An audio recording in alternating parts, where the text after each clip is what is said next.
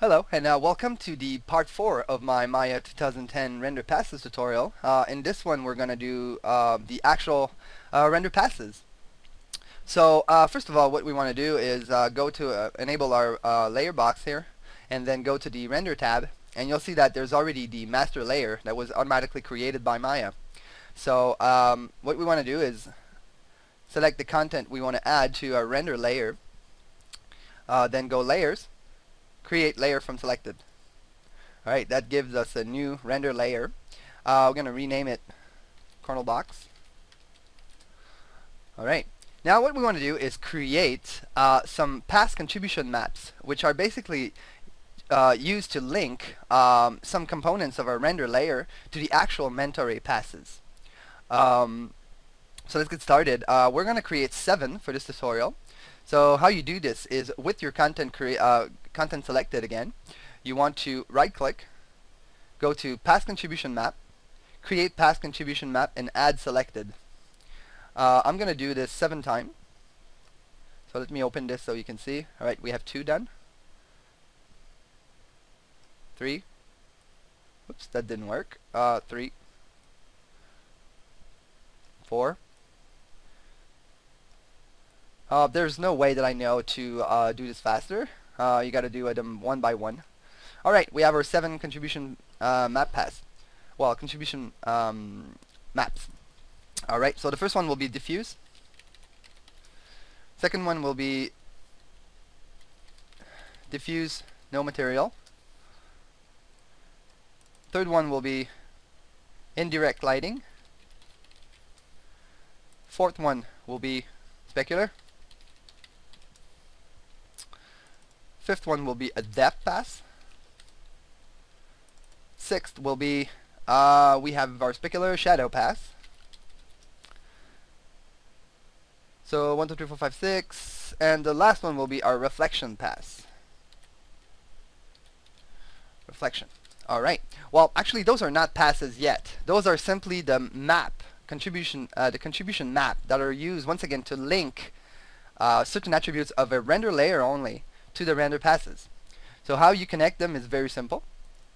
You can go to your render globals, into the passes tab. We gotta once again create 7 actual pass. So this is the button here at the top, which is create render pass. It's gonna bring you a little dialog. And a good trick here is to at the name presets, you wanna add a prefix to your pass. So right now I added kernel box underscore. And if you do this, it's going to write this name, this prefix, and then add the pass name, which is very useful. So let's start it. Let's get started. The camera depth, let's create.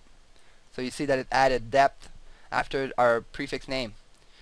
Second is diffuse material color. Then diffuse no shadows.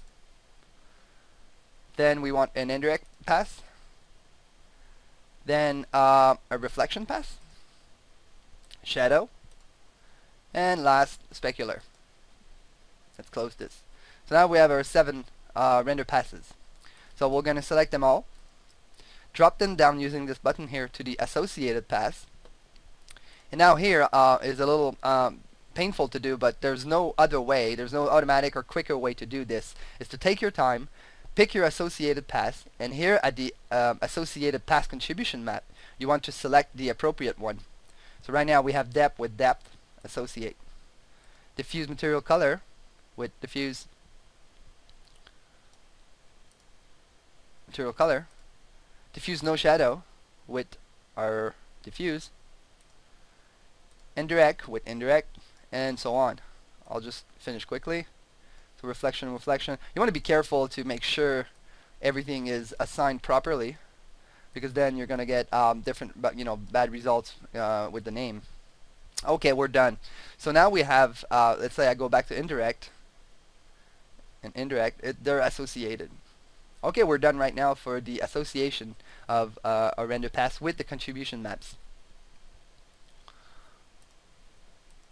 Okay, now I want to clarify something that is a pretty well spread misconception about render layers and render passes. They're 2 completely different things. Render layers used to be used basically to create the passes themselves. you would create a render layer per pass, and you could separate your scene that way.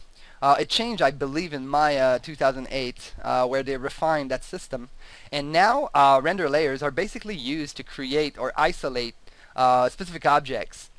For example, if we would like to do a layer or a render in a way pass of our room, we could go and create layer from selected, and that would, as you can see, isolate the room into its own image.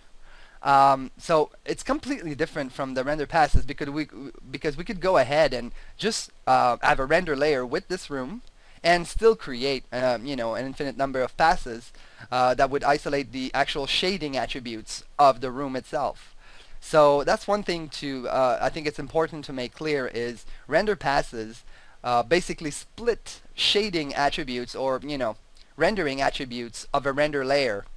And a render layer by itself, you could see it as being a sub-scene within the scene. You can override any render settings or shader in this render layer, and it won't affect the master scene. So it's used to create even more control over your render. Right now we won't need to isolate anything, so I'll just delete this. But I hope this is clear and you understand that render layers are not render passes. They're just a way to have more control over what you want to split in your scene. Okay, now we're almost ready to render already. And one last thing we want to do is go back to our render globals into the common tab. And here in the name, file name prefix, we want to change this.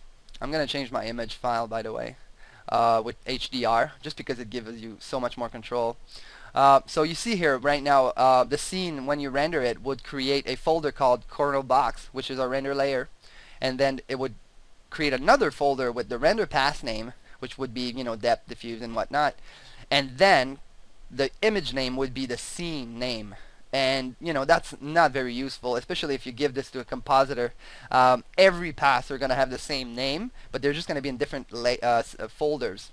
So a quick way to change this is by right-clicking the field for the name prefix, and here you have already some presets to create a naming convention. So what we want to do is change this to render layer and then render pass. So you see now it's going to create a folder called kernel box, which is our render layer, and then the pass name.hdr. To make sure this is correct, in between the two you want to add a slash. Alright, now it's going to create a folder pass name.hdr, which is great. This is not a sequence, so we'll leave the extension like the frame animation extension like this. I just want to change the camera to the good camera, and I'll reduce the image a little bit because it's just too big, 1K. Okay, one last thing we want to do, and I should have done it way before, is go back to our render settings, passes, and into our passes here, if we double click on, for example, specular, you can see here that the number of channels is set to 3, and that's bad. It's going to be only RGB, and we want to have alpha, so let's put that to 4. That way it's going to be RGBA. Okay, so shadow, do it again. Once again, there's no way to do it in multi-selection mode or anything. It's one by one. Just have to make sure it's done and double check your work at all time.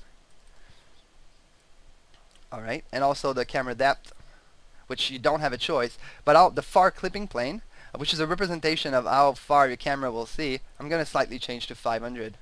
That way we'll get a more contrasty depth pass. Sorry. Alright, so we're ready to render right now. Once again, if you try to use the render view and render, you will not get a result. The only way to get your render passes rendered correctly is to use the batch render or a command line render. So I'm going to go ahead and render this using the batch render, and I'll see you in part 5 where we're going to see the result of our render passes, and also we're going to composite the whole thing back into one image with much more control using Nuke, and maybe I'll have time to cover it in Photoshop as well. Alright, I'll see you soon. I hope this was clear. If you have any question about the render passes, please post them in the comments. I'll be happy to create a new video and answer all your questions. Alright, I'll see you soon.